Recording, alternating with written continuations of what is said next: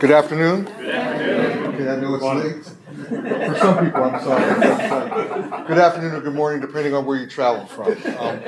But I appreciate you all coming out today. I appreciate Steve Wilson, who's really my partner in Chicago, helping to lead the practice. We also have Chris Zomp here, who's also my local partner here, and actually global partner based in Washington, D.C. We do a lot of work together. But just as most designers do, and I'm sure everyone in the room can appreciate this, if you're giving a set of rules, the first thing you want to do is find a way to bend them and break them. So just to be clear, I will not be talking about downtowns. I'm putting that pressure on my esteemed colleagues and friends. David Dixon, I'm looking at you in the panel to actually speak to that because I'm sure you will have a lot to say about that. But I'd like to replace downtowns with and slide over the word neighborhood and slide over the words suburbs, and how our neighborhoods and suburbs and our cities really are changing and how they're evolving.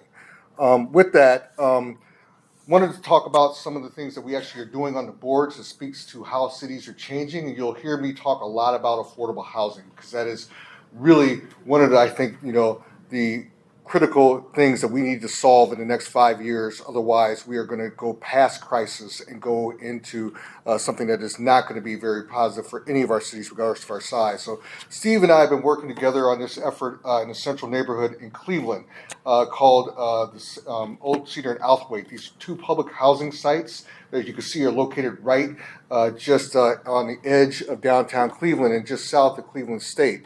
We've introduced a broad range of housing types, and these are actually two sites. They're located just barely a 3 or 4 minute walk from each other, 450 units of mixed income housing, another 750 units on a separate site.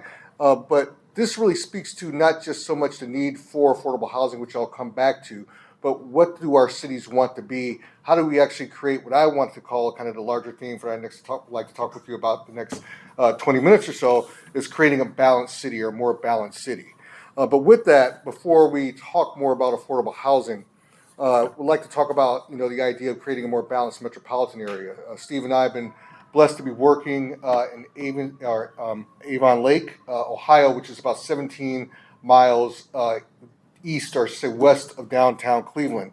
So this idea of actually how do we revitalize not only our inner cities and our neighborhoods that actually are critical to making a vibrant city, but thinking about what's needed also for those suburbs. And in this case, this is not so much about trying to create a better suburb or trying to reposition the mall. Again, the panel will be talking about this. But this is really focused on how do we actually take some of our industrial distressed areas and turn them into real assets. So we've been working with Avis & Young and also the city of Avon Lake, as well as Char Solutions, to create a new master plan for old power plant that was actually just shuttered about 6 or 7 months ago. And this has actually been the tax base and the lifeblood for Avon Lake. And now, and I want to say there's about 1,400 of these coal-fired plants across the country. More than half of them, at least I want to say closer to 1,000 of them, will be shuttered in the next 5 years. So when these small towns think about their future, this is an opportunity for them to reimagine their future. It's almost a unique, maybe a once-in-a-century opportunity to rethink what they want to be and how they can actually turn this decaying industrial site into an asset. So we created a master plan that is actually moving forward, about 130 acres. The first 55 acres that we're really focused on. But this is more than just about the master plan. So I mentioned one of our partners, Char Solutions. They are actually demolishing and actually renovating. They're actually cleaning up the entire site. They're remediating the entire site. So the first step is remediation in terms of what the future of this plant wants to be. And there's clear ESG benefits to this. I'm not going to read all of them. You can see them here. But the idea of, there's a benefit to them actually taking all the steel, all the copper. They're actually going to recycle that. But of course, there's environmental benefits back to the community. And one thing I want to say about Avon Lake, there's only one spot for the entire shoreline along Lake Erie that's for public access. Everything is either government controlled, it's the plant, or it's private homes on the site. So the larger opportunity here was actually to reclaim the site and actually give the neighborhood and the city back to Lake Erie. and bring the waterfront back into the city. So that was the larger vision. But then also there again, as I mentioned, as you can see, the huge environmental benefits from actually decommissioning the plant and making a larger public give, which I'll speak to in 1 second. So the idea of repositioning, this is the plant today. And this is the vision for that 55-acre site that's along the lakefront, and we're working on the back end of the larger 130-acre site as we speak. The idea of not only that this is going to be a sleeper community, but as many of us know, suburbs are also looking for a little piece of urban living in their area. So the idea of the city really being supportive of higher density housing, being supportive of senior housing, being supportive of, shocker, affordable housing here. All of those things along with office and commercial space, as well as another 110,000 square feet of retail. And then what I think is the largest give back is a 19-acre open space, a true public realm along the shoreline. So this is the site today. And we took careful planning consideration to see what we could preserve, because you really can't recreate place. But in this case, there's those elements that people really wanted to see what could be actually left behind. It really speaks to the heritage of the site, the heritage of the city, but then actually bring that into a new form. And we actually tried our best to keep more, but unfortunately, a lot of contamination, some real issues with remediation, a lot of issues with where these massive stacks were going to fall. Took some of the larger gems that we wanted to keep, but we did find some things that we could keep. The smokestack, when you're coming in along the lake shore, flying in, this is their skyline. You can see the stacks here, along with the pump house and some other elements that we wanted to keep to work into the larger 19-acre master plan. I should mention that we actually worked very closely with Supermass out of New York to actually create this open space. And the thought was, which you'll see in a few slides, how can we create passive and active spaces, but also have a part of the lakefront be restored to where it was in 1920 before the plant came on, which I'll speak to in a few minutes. Also, the idea of higher density mixed-use development. Again, see the various parcels that have actually kind of framed, if you will, the larger open space, but then the larger plan for that first 55 acres along the lakefront. And the three neighborhoods that are actually associated with that, what we kind of call Preservation Park, where you have these huge gears along with some other found elements and turbine engines and whatnot littered into the open space plan, and then again higher density development flanking both sides. So this is the restoration piece of this, where we're actually wanted to restore at least the natural environment in the lakefront back to where it was back in the 1920s, but then balancing it out with some other found objects as well. This is a creek called Powdermaker Creek, 55 feet below grade right now, but the idea was that we wanted to actually daylight that creek and actually have that be part of a larger public realm opportunity here that feeds deeper into Avon Lake and the site, which speaks to the rest of the plan that we're currently working on. Recreate. Again, the biggest gift we think is offering here, where we're working closely with not only the city but Lorain counties, the metro parks, who actually wants to take this park on. So this is actually going to be something that they're going to be actually managing and controlling it, along with the city of Avon Lake, and they're also secured additional funding from the federal government to make this 19-acre park move forward. So this will be the first phase, and we all know that when you actually invest in the public realm, development does tend to follow. So we're really excited that this is actually going to be that first phase that's going to be moving forward. There's a number of different outdoor rooms and areas that really speak to kind of a strong place and identity for the city. Again, the combination of where we actually have kind of more curated landscapes and open spaces, along with some of those places that we're actually restoring, is really kind of key here. So the idea of actually, again, taking some of these industrial pieces and actually turning them into assets. And we're hoping that this is not going to be the first one that we're going to be involved with at Gensler, but we hope that there's certainly going to be others for everyone in this room to be working with smaller cities and suburbs to really find a way to really position themselves to go deeper into the 21st century. And for those of you who were here earlier with my friend Gia Biaggi, I'm not sure if she's here because her fingerprints were certainly all over this effort. We've had the pleasure of working with the city of Chicago for the past 2 years in Inglewood, one of the most distressed neighborhoods in the city of Chicago. to create an agro-eco district. As Gia mentioned earlier, this is really, this is not the 606, for those of you who are familiar with the 606 in Chicago. It is definitely not the High Line, okay? But it's about, taking, an abandoned infrastructure and turning it to an asset. And this asset is going to unlock other development potential here that's here currently with the growing agro kind of economy that's actually in place here. But this is what the trail looks like most of the year. But the community, and for those of you who are public officials, I want to say one thing. Us as architects and urban designers and planners, all of our projects that we actually do, the foundation of what we do is engaging the community and working the community, working with the community. We love doing community engagement.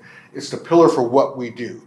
But what the city of Chicago did, which was very unique, and some other municipalities are starting to follow suit, we as architects and urban designers, we feel that we can solve everything. That's how we've been trained, okay?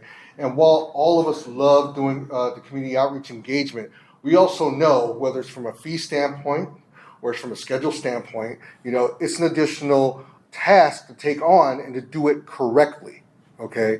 And here, what the city of Chicago did was they actually issued part of the RFP. They set aside $250,000 to bring on a community engagement specialist from the community who we worked with hand in hand, but they led the effort because there's the engagement and then there's the outreach, okay? And there's a clear difference between the two.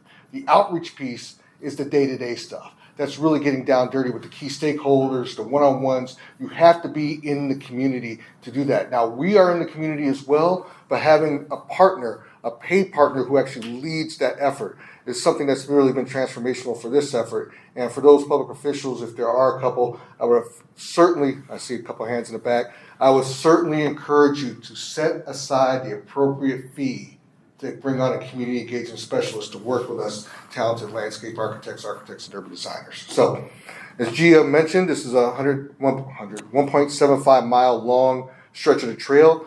I brought up the community. The community actually goes up here and they mow sections of this. And this is what it looks like during select parts of the year. You feel like you are in nature. You feel like you are embedded in another part of some other place, not just in the city, but some serene landscape in the outdoors. But this is one of the roughest places in Chicago. So you can see the map down below, blue. This also has the largest number of vacant land or lots in the city, over 4,000 vacant lots. So when I say this is not the 606 or this is not the High Line, when this effort gets going, and since we actually started this about a year and a half ago, the city has, actually I can say that, the city has secured about $32 million of funding coming from the state and also the federal government to get the trail going. But this is not going to be, a land rush here. This is not going to be a gentrifier here. But we're hoping, and we really think it's going to be a different kind of agro-eco district that really speaks to how that kind of economy could actually provide jobs, provide other opportunities here for the residents, and have a different kind of impact, if you will, in terms of changing the urban form and also changing the neighborhood. So we've been working and still working alongside the city of Chicago. This is very much still in motion. We're focused on 5 nodes that speak to kind of around the kind of growing agriculture, identifying several buildings that we want to renovate, then also giving some real life to what could happen on the trail. This is actually one half of a structure we like to call the butterfly, and we want people to feel like as they're walking through the trail, looking over to where this growing economy around urban ag is happening, that they actually are in a different kind of urban space. But then also those different spaces, if you will, that speak to how we can actually think about the public realm in a much different way along the trail, and those other assets that we know are critical in this case, particularly Inglewood, which is still a predominantly black neighborhood. But one thing that I do want to talk about, and we've all been hearing a lot about the 15-minute neighborhood. I've been talking about the 15-minute neighborhood. I'm sure everybody else in this room has been talking about it. We all know this is not a new concept. But I have to say, what's always frustrated me is that it's never really been talked about in the context of what it means for our most underserved neighborhoods, which happen to be black and brown. So if you look closely at this slide, you'll see a number of these elements that make up a 20-minute neighborhood. But it's hard to come into Inglewood to talk about walkability when you can't walk down a street safely. And I'm not talking about safety and security in terms of someone coming and knocking you over the head. But if you do have transit down the street and you actually have to cross 6 lanes of traffic on a broken sidewalk, or if the infrastructure on your block is such where when it rains or when it snows, there's constant flooding and you're trying to cross that street, that speaks to walkability, okay? So when we think about these other elements that make up a 15-minute neighborhood, I always talk about it and think about it in terms of what does it mean in terms of equity and how we can actually drive investment in our black and brown neighborhoods so we can get more of these things in our neighborhoods, so we can actually get more shops, where we can actually have more employment opportunities, where we actually can have better transportation and actually have stronger public realm. So I'm going to take the next few minutes to kind of talk about that a little bit and probably weave some of the things that we've been doing that's still on the boards as it relates to how we think about affordability and what I like to call a balanced city, and the idea of how affordable housing is really critical to this. And this balances on race, but it also, as we all know, is about class and income as well. So the thought about how we can actually, think about affordable housing, we've been thinking a lot about this. I'm sure a number of people in the audience, raise your hands, are doing affordable housing. I hope so. Y'all ain't doing enough affordable housing. All right, you got to get, so I'm serious. This is a crisis. And this is where we can be part of the solve, not drive it, but to be part of the solve. So we work a lot with affordable housing developers, private sector. Steve and I work a lot with housing authorities across the country as well. But corporations are getting hip to this as well. All right, and this is just a snapshot of a number of corporations, large corporations, within the last 2 to 3 years that have made deep commitments to affordable housing. And they're not doing it because it's the right thing to do, even though it is.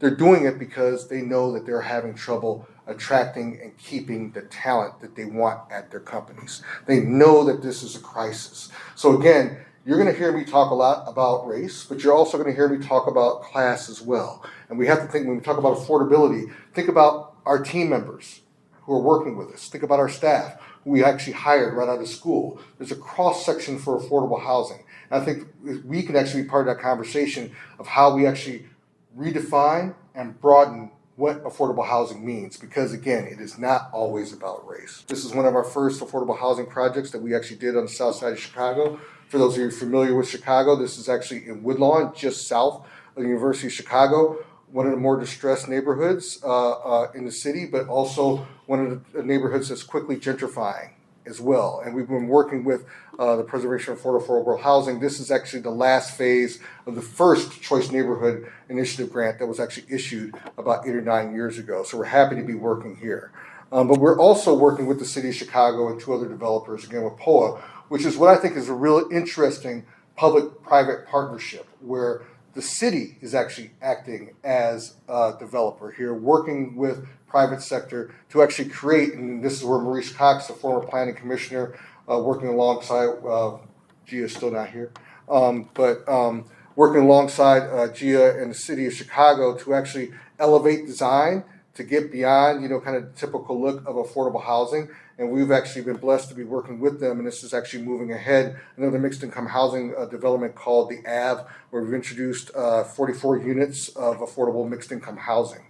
But we've also been working on large scale projects. This is another former public housing site near south side of Chicago. More than 900 or let's just say 1,000 units of mixed income housing, or to say high-rise housing that was all demolished. This is the site.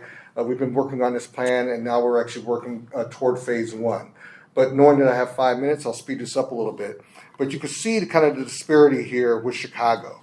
And if you look at the orange, you can see where most of the low-income residents reside, predominantly on the black and brown neighborhoods on the south and west side, and the north side is predominantly white. So we've actually been working to try to solve this, but also we've been noticing, again, if we come back to Inglewood and other neighborhoods, the severe loss of black population. Chicago's lost more than 400,000 people over the last 40 years. And we've been working with the city and working with other developers who've actually been taking on initiatives in 6 neighborhoods to actually drive affordable housing that is for sale. Affordable housing does not always have to be rental, but for sale products that introduce single family homes, townhomes, and walk-up apartments that could be sold in some these 6 neighborhoods. And we've actually taken those vacant lots and actually started to actually create an infill plan based on a competition that actually looks to solve this. But again, Chicago's not the only city that's been losing black population. A number of cities have been losing black population. The city that we sit in, for those Washingtonians who live here, they know how their city's been changing. How many New Yorkers in the room? Those of you know that Harlem has been changing. 5,000 black residents lost since 2010, 7,000 white residents that came in. Bed-Stuy, 22,000 black residents that have been lost over that same period versus 30,000 that came in. So our neighborhoods are changing. But again, it's not just New York. Washington, D.C., not far from where Logan Square and Shaw, the Navy Yards, New Orleans, Roxbury of all places. Neighborhoods are changing. And how do we actually find ways to actually preserve the spirit of what the neighborhoods have been, which have been black and brown, but still allow for opportunity to grow? So very quickly, we've been working with the city of Nashville for the past, Steve, how long have we been working with them, man? About a year plus, on a master plan for the Edge Hill neighborhood, just south of downtown. For any of you know about Nashville, all of us know that it has been white hot with development. But this traditional black neighborhood is just to the east of Vanderbilt, just to the south of downtown Nashville, and also just west of an emerging neighborhood called Westwood Houston, where the development pressures are coming from 3 different areas. And you can see just in the numbers that we have up here, in 2000, 17% white. Today, 47% white. 2000, 82% black. Today, 46% black. So when the city reached out to us to do a master plan, the first thing I said was, we're too late. We're at least 5 years too late. But also because architects and urban planners, we are trained to think that we can solve everything. And that's something I would encourage you all to do is the second thing we said is that we need a policy planner to come on and work with us, because this can't be a solve for design. This has to be how do we actually balance the right policies to protect the residents who are there and others who are coming here as well. So I'll quickly flip through these slides. This is Edge Hill and what it looked like in 1929 and the 1940s. But you can see as we start to flip through how the landscape has changed, the urban form has changed. This is the impact of urban renewal. Again, just kind of going back and then going back to the 50s through the 70s, the impact of urban renewal. And then what's been happening over the last 23 years. So I just wanted to go back once again, and if you just pay attention to the yellow, you can see the amount of incremental, intense development that's been taking place, which has really been eroding the fabric of the neighborhood.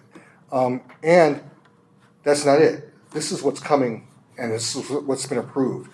Over 4,000 units that have been approved in this neighborhood. And if I were to go back and go forward, you can see the urban form dominated by Texas Donuts here. Is not really representative, not so much of the people who even live there, but it's not even representative of the urban form of the neighborhood. So the plan that we developed, and I'm not going to go into it because I'm running out of time here, is really about a strategy for growth and where growth needed to happen. And our decision was really to focus on the major corridors and have a do no harm policy that hopefully I think we're going to be releasing this plan in the next 2 months or so, which is really heavy in terms of how do we actually put policies in place to protect residents, but also manage that growth moving forward. But I also want to just take 2 minutes just to point this out. So you can see what we call the turnkey homes. 130 of these homes were built by the housing authority for black residents who were set up to own homes. It's the only housing authority that's actually done public housing, true rent to own for black residents in the country. But unfortunately, of those 103 homes, only 17 remain. And they've been actually transformed to the 2 buildings that are flanking it. So this, again, we know the urban form of what it means to actually preserve height, scale, but there's a public policy side of this that's very critical that we've addressed in the master plan that's also been actually impacting the neighborhood. We want to introduce a broad range of housing types. That's what's critical when we talk about mixed income communities and really giving people choice. Not everyone wants to live in a Texas donut building or a multifamily building. Not everyone wants to live in a single home. When we were thinking about affordable housing and we're thinking about how we actually create a solve for a broad section of people who have a number of different needs, we need to have different housing types. So I'll just skip through a couple more slides because I'm out of time. Thank you. But we also know this is not a big city problem. There's also the development pressures that have been actually with the exploding population in Nashville that's actually started to impact their smaller neighborhoods as well. So we've been working in Knoxville. We actually did a master plan for 440 units on a former public housing site. We're really thrilled that first phase is up and the next phase is going. Then also Lincoln Homes, which is just about 20 minutes outside of Nashville, which is seeing a huge increase in population as people are actually seeking affordable housing because Nashville is becoming expensive. We're working with the Housing Authority and Gorman Associates on this plan, and we're actually just through the first phase. We're hoping to get the implementation going in the next 6 months. But if I could just take 30 more seconds, we could talk about the personas of affordable housing and the residents that make up our neighborhoods, that make up our communities, but the idea of how we actually retain the residents, how we actually make sure there's room to attract new residents. But then if we think about this as the people of our communities, because these are our people. These are people we work with. They're certainly my relatives as well, but they all have names. They all have stories. They all have different circumstances that impact how they live. So when we think about creating communities of choice, if you're in New York, you should be able to have an option to live in some place in at least 300 of their communities in that city. If you're in LA with the 88 different cities and the 400 neighborhoods, you should have different options where you can actually have a choice to live in a community. If I'm in Chicago, because I'm Black or Latino, I don't always have to live on the south or the west side. I should have access to 77 of those neighborhoods. So again, when we think about how our neighborhoods and our cities are changing, our goal, I think, is how do we actually find ways to create community of choices for all the cities that we reside in. So thank you for letting me go over time.